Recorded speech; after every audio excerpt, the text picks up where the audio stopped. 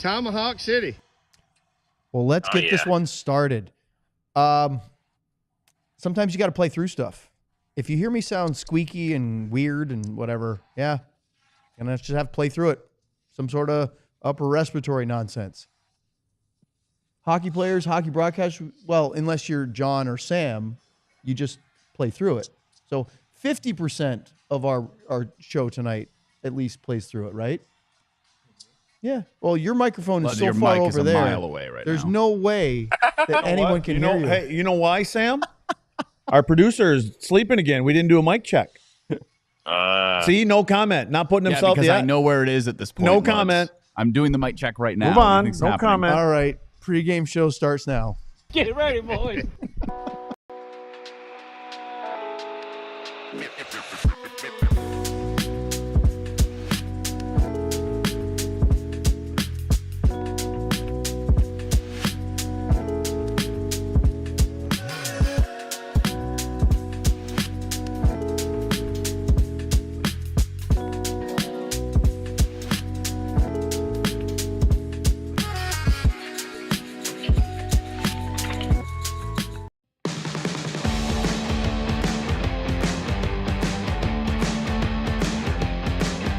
It is Friday night in Dallas, and look who it is. The Vegas Golden Knights are in town for the one and only meeting in the regular season this year at American Airlines Center. Alongside Craig Ludwig, our, as I've been calling him, our intrepid beat reporter, Sam Nessler over at the AAC, and of course, our rapidly improving health condition, producer John Anderson. I'm Owen Newkirk. Thanks for joining us tonight. Stars and Golden Knights will play for the second of 3 times this year. But Sam, the news of the day really comes down to what's going to happen in the next 20 minutes or so when we find out who's playing, because after a notable practice yesterday where you reported in on our show about who was in and who was out, or at least who we thought was, Pete DeBoer had no desire to. And I kind of wondered if maybe because Vegas played last night and wasn't going to have a morning skate, that the Stars just basically decided, well, since Vegas isn't giving out any information, we're not going to get out any information. But the big question relies around Lian Bichsel. He was called back up. Will he play tonight, and in place of whom? Yeah, it definitely seems that way to me, unless there's someone that was maybe a little bit banged up and they weren't sure on what was going to happen yesterday, so they had him practice. But it seemed like it maybe was just a tactic for Pete DeBoer to not give away too many secrets. But for what happened at practice yesterday and the comments Pete made about Bichsel, it sounds like he's going to play. I mean, Pete even said that it's a tough thing to come up and get thrown right into a game like this against Vegas. So he even talked about playing against Vegas. I'd be really surprised if he wasn't playing tonight. A little bit odd with the skate because it was optional. There were only a handful of guys that even skated.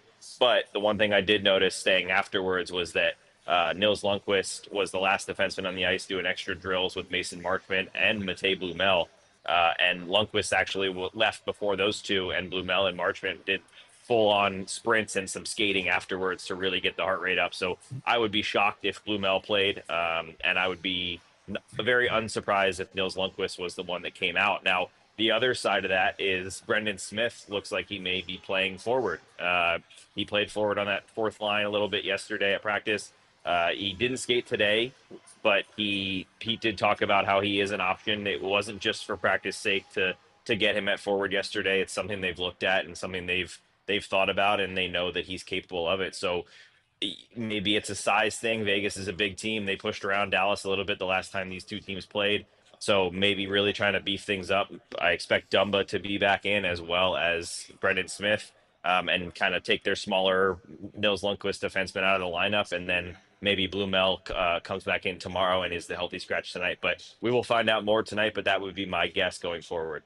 Part of Blumel was he only played 5 minutes and 2 seconds of the Carolina game. 7 shifts, 3 in the first, 4 in the second. Part of that was because of the penalties, but then did not play in the third period.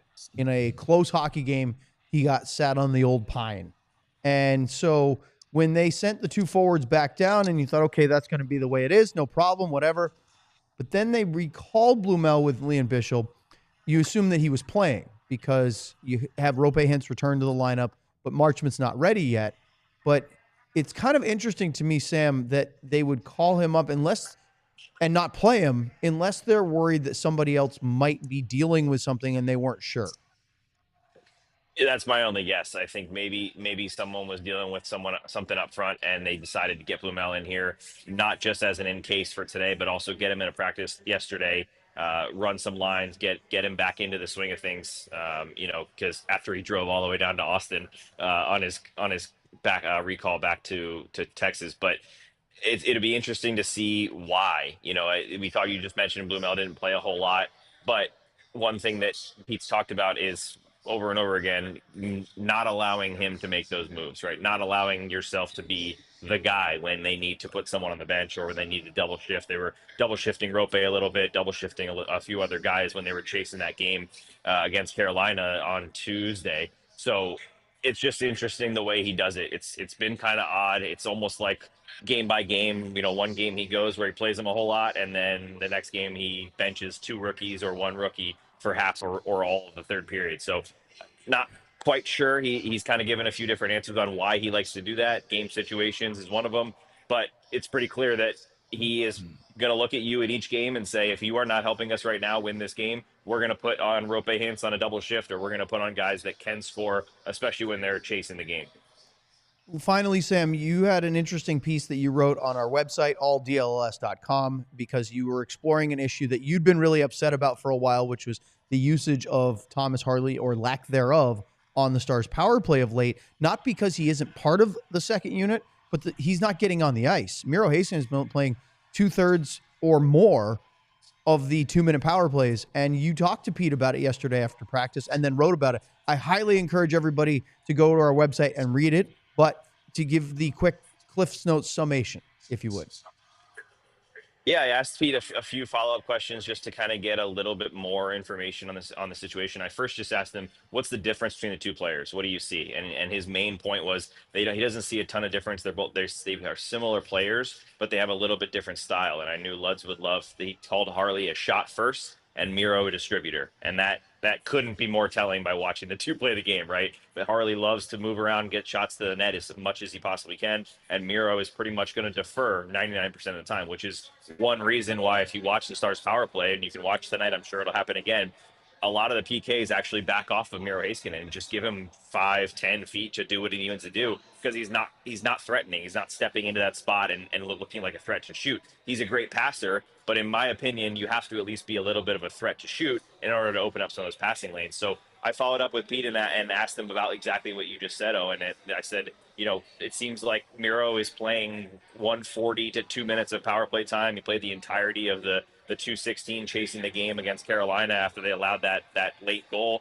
And Pete said 2 things that were important. He mentioned ice time for Harley. He said Miro is someone that has shown he can play big minutes. He loves playing big minutes, and he's shown that he can do it consistently. Now, I don't know whether this team would prefer him to play 26 or 27 minutes a game come playoff time. I feel like that might tire him out, but he's shown that he can do it on a pretty consistent basis. Whereas Harley, Pete said, look, we're just not sure yet if we want Thomas Harley to play those big minutes. Thomas Harley kills penalties, which Miro doesn't. Thomas has actually played more penalty killing minutes than power play minutes this season. Miro has shown that he can do it. They're just not sure if Thomas is not capable, but if they want him to play penalty kill, play power play the 5-on-5 minutes, and have all of that responsibility. So he said that's a big part of it. And then the other thing was experience. And I get the experience part. I listed some numbers on the article about how many games Miro's played, how much power play time he's played in his career. Pete mentioned how Thomas wasn't really running the power play in the AHL, but if I recall correctly, they took that responsibility away from him so that he could learn more of the defensive game last season, or 2 seasons ago, before he came up to the NHL pretty much full time. So the experience one is kind of a hit and miss. I'm not super sold on that, because you can say that Miro's the more experienced guy and he's got the veteran leadership and all these things, but you got to give the other guy time eventually to give him that experience, right? It's kind of the catch-22 where he's not experienced enough, but if you don't play him, he's not going to get experienced enough. So I'm not sure if that's just a punt it down the line kind of thing from Pete, and maybe that's something that next year or in the playoffs they'll look to do to lower the minutes. But to me, it feels like the minutes right now are the big one. not put overtaxing Thomas Harley, who's playing great hockey right now. He's been one of the better defensemen all season, and he's still adjusting to the game. We kind of forget that he's still a very young defenseman and has only been in the league now a couple of full seasons. So for right now, I'm going to call it settled. I'm going to watch how it goes, but I think that the experience can't be the only reason, and that would be a mistake to me to just say that Miro's the more experienced guy, because you got to give Thomas Harley the experience for him to be an experienced guy. So it's kind of an up and down, but it was good conversation with Pete yesterday. I'm glad I asked. All right, Sam. Well, we're looking forward to your reporting on the warm-up lines to see if there's anything different than what we saw from your report at practice yesterday. And, of course, I'll see you in the press box in a little bit. Sounds good. I'll save some popcorn and pretzels for you. All right, Sam Nestler over at the AAC. Luds, I have to go right to that question, though. Do you buy what Pete's selling at all when it comes to this Harley versus Heiskanen power play conversation? Well, I understand experience, but when you're saying that you had to take him off of the offensive side of things that he could learn the defensive side of things, that tells me he's an offensive guy. Yes, and he is clearly. So why wouldn't you give him power play minutes?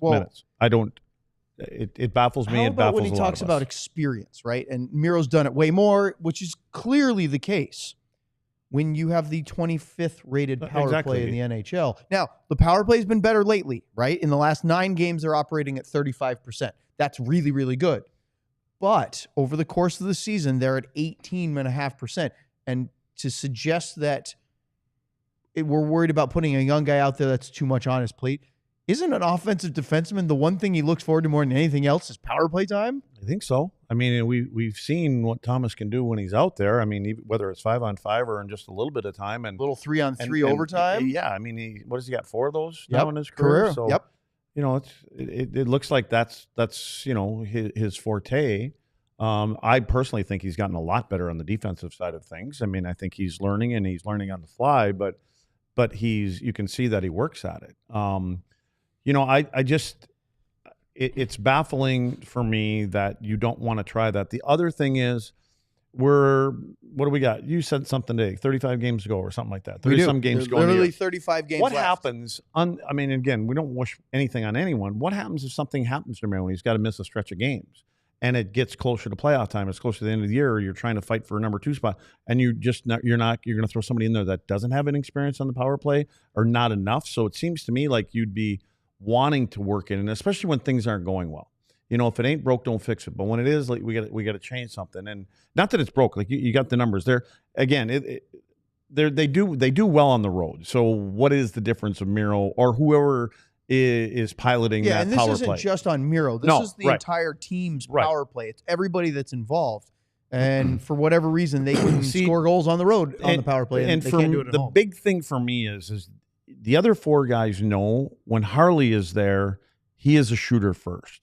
So you're leaning to the net a little bit more because you're not going to have the puck go over here. And then when it goes over here, the other 2 guys that are down here somewhere are staying where they stay, right?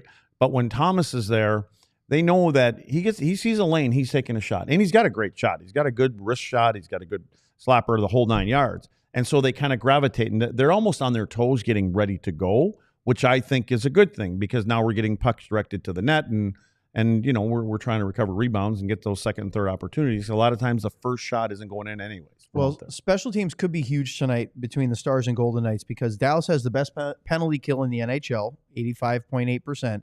The Golden Knights rank 4th on the power play overall, 27.4. But on the road, they have a 30.2 power play percentage rating, which is the best road power play in the NHL. The Stars' home power play or penalty kill is 93.4. They've been incredibly good.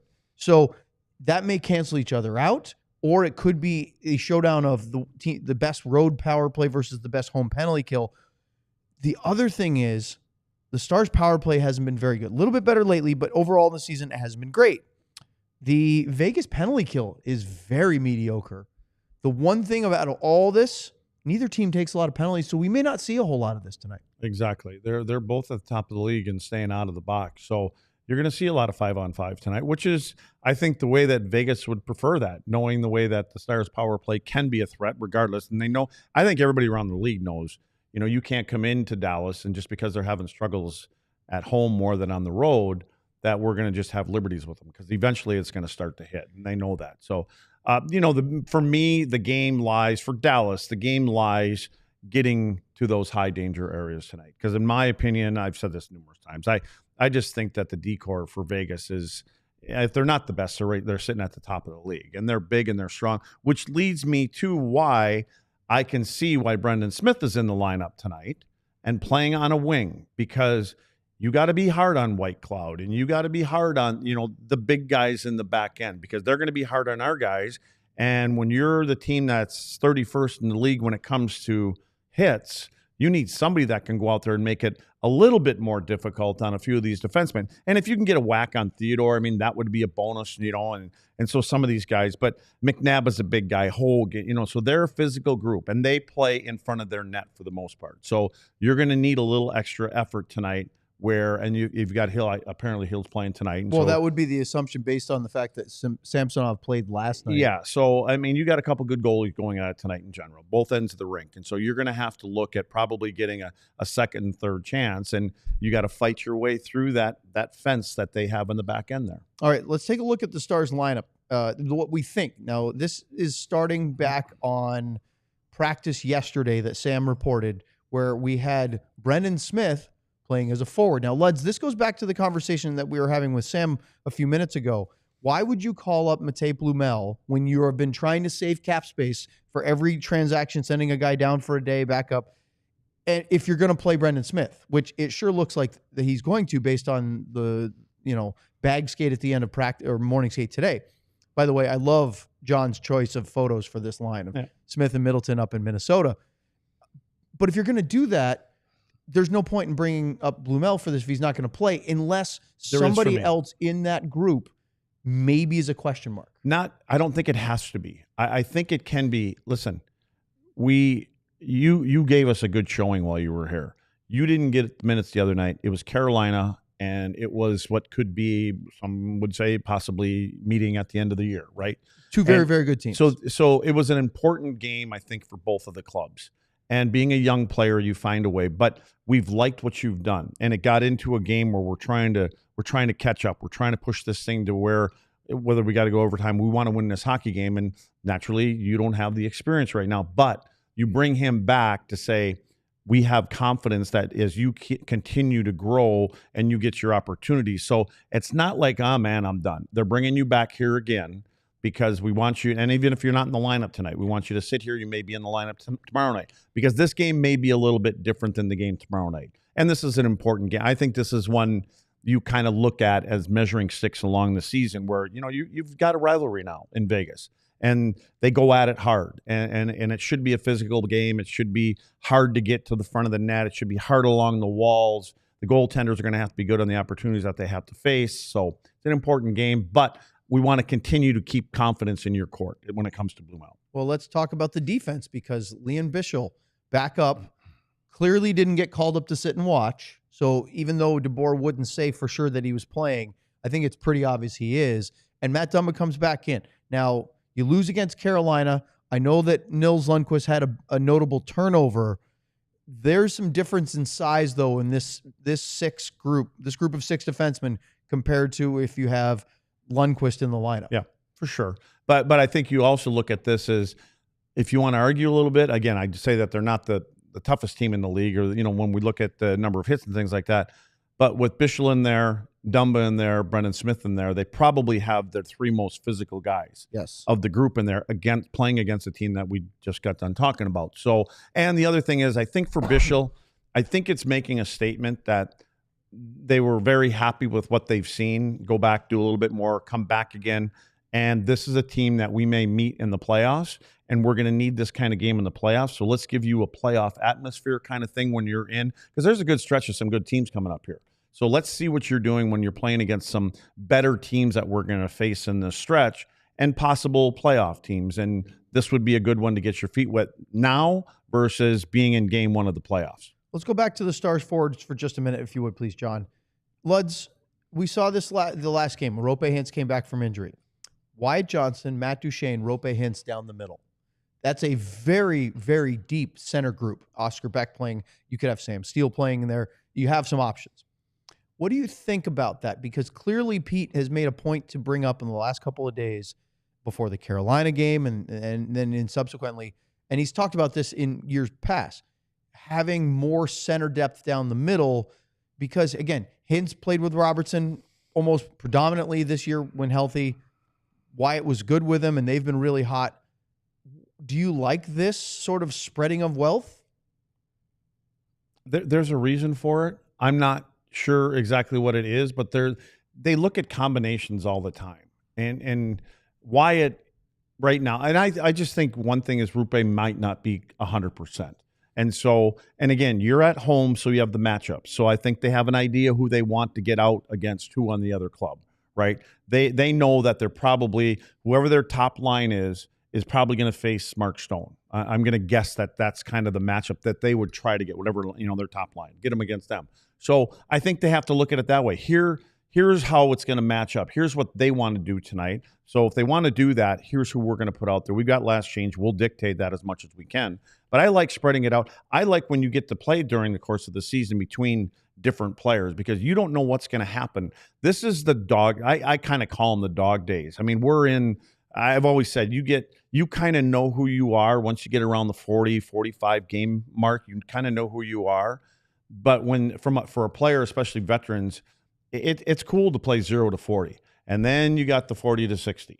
And the 40 to 60 are like, can we just get closer to playoffs? And so you kind of have to push yourself a little bit harder. And any kind of little bumps and bruises, you start to feel them now a little bit more because you're in the middle. It's like Wednesday. It's hump day right now. And you kind of want to get me to Thursday because then I know the weekend's right around the corner. And the weekend is what we look forward to on the ice and off the ice for me. But on the ice, weekends are playoff time.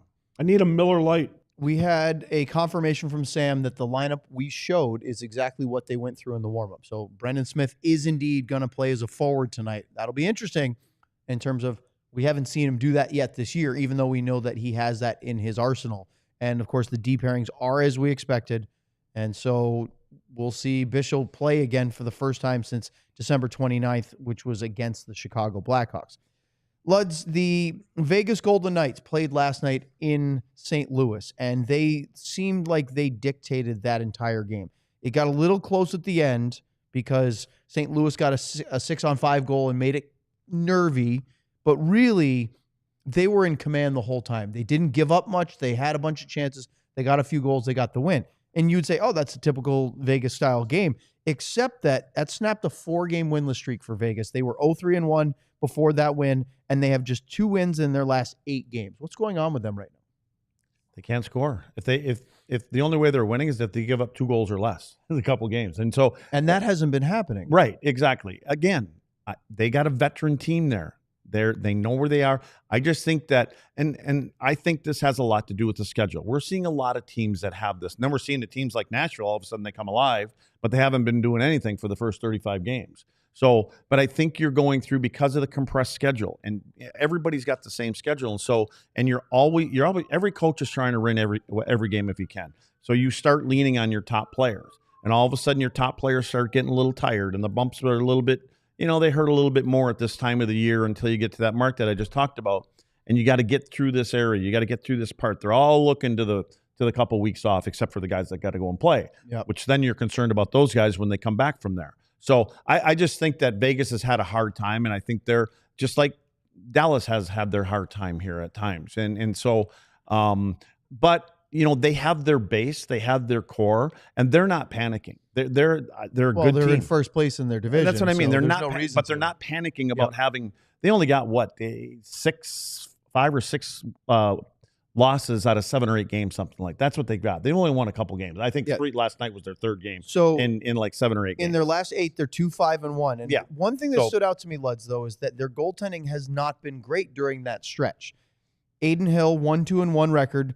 His goals against is okay, 2.77. Again, this is in that 8-game stretch. His save percentage is .880. Okay. Samsonov has an .852 goals against or save percentage. So they're getting sub 990%, which is not very good.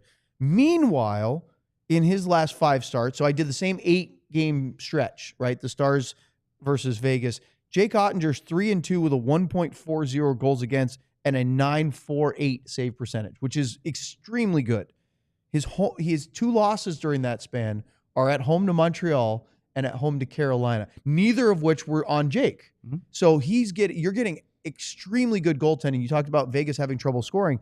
His numbers are so good, you can see he'd be 5-0 if the Stars could give him some run support. Well, they're going to have a hard time scoring on Jake. I think we all have the confidence that Oettinger, with the exception of the beginning of the year where there were a couple iffy games, not all on him, but every game since that little stretch that he's played, there's been goals that have gone in, and but there have been reasons why they went in, and not necessarily him. Have there been a couple on him? Yes, but that happens to every goaltender. I just think we're seeing Jake become more mature and more mature with every month that goes by. And obviously they're handling him in the way that they want to handle him as far as games and things like that. They want to make sure that he's rested when he gets to that important time of the year, because this is, again, I keep going back to the stretch right now. Get through these next 15 games. 15, that gets us to 20, right? They would What'd have you 20 say, to go. 35? Yep. Yeah. Correct. So get through these next 15 games, and all of a sudden you're going to, as a player. I mean, coming out of the Four Nations break is going to feel like you're getting into the stretch run, even though there's more than 20 left. Right, but I think mentally, what's going down the road. Now you're not supposed to look towards the playoffs right now, right? I mean, because, and then you kind of get distracted and all this other kind of stuff. But you start getting into the 20 to 15 games to go, you're getting your game in order for game 1, for game 83. But and it's hard not to. It's just like looking at an easy stretch of teams that you're going to play against. It's hard not to when you know that you have a team that you're a player away from getting healthy, or 2 players away, and there may be something else that happens, to being very excited about the opportunity to move down the road when it comes to playoff time. Let's take a look at the Vegas lineup tonight. It looks like Brett Howden is on the ice for the warm-up. Howden missed the game last night and practiced the day before due to an illness. We do have confirmation that it's Aiden Hill in goal, but that's it so far. Nobody from Vegas has yet sent us a full update on the lines. Here's what we think, though. Go back to the forwards, though, for a second, if you would, please. Luddy, Tomas Hertl has been on fire. He has 12 points, 7 goals, 5 assists in his last 9 games. And this young winger, Pavel Dorofeev, has 7 goals in his last 6 games. They are leading the way up front because Eichel's been good, Stone's been good, Barbashev has been very cold. They lost Carlson to injury right now, but they still have a pretty deep team, but not quite as deep in the bottom 6 as maybe we've seen in past years. The meat on the bone for this team are the guys in the middle and on the right side in the top 4. Those are the 4 guys that are going to do the damage to you. Barbashev's having a hard time. As he is.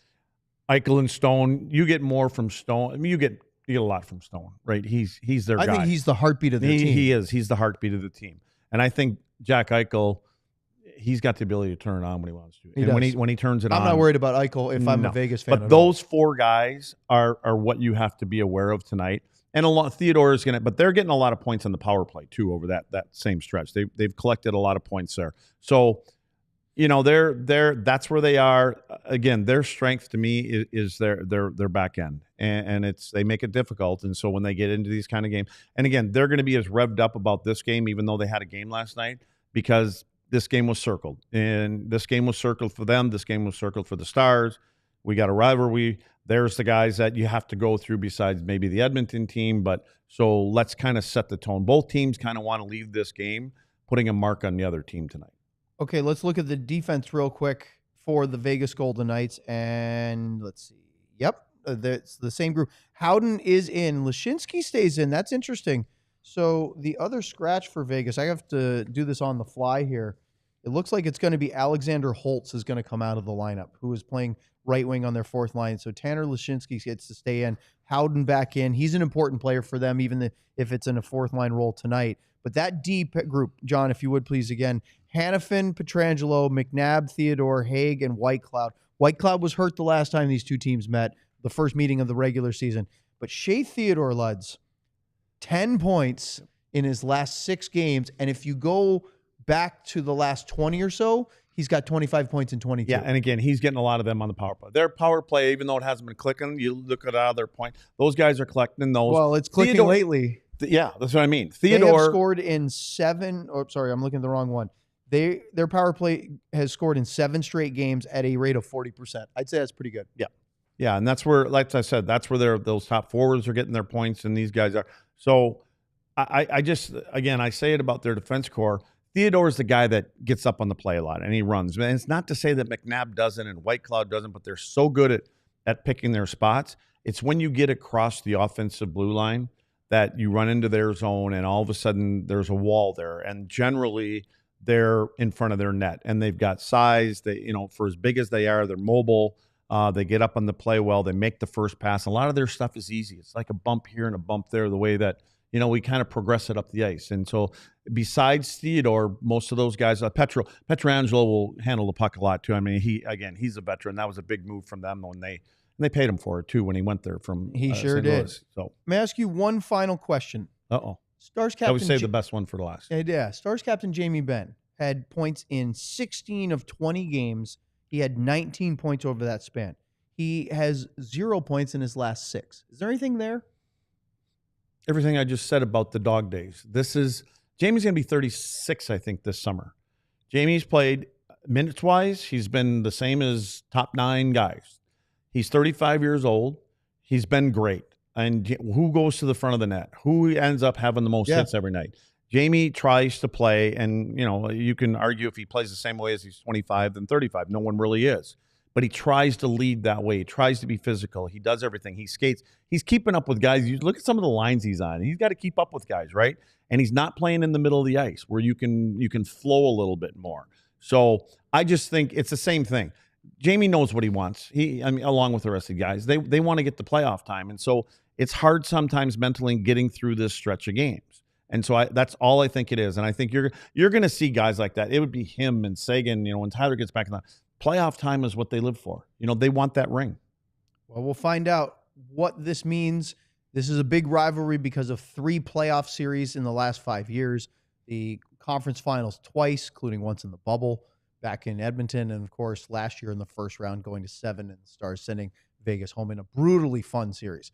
We'll see game 2 of 3 of the regular season tonight. It's on ESPN. You can listen to Josh and Razor on the ticket, or I think through Victory Plus even. You can't watch them there. You have to watch it on ESPN.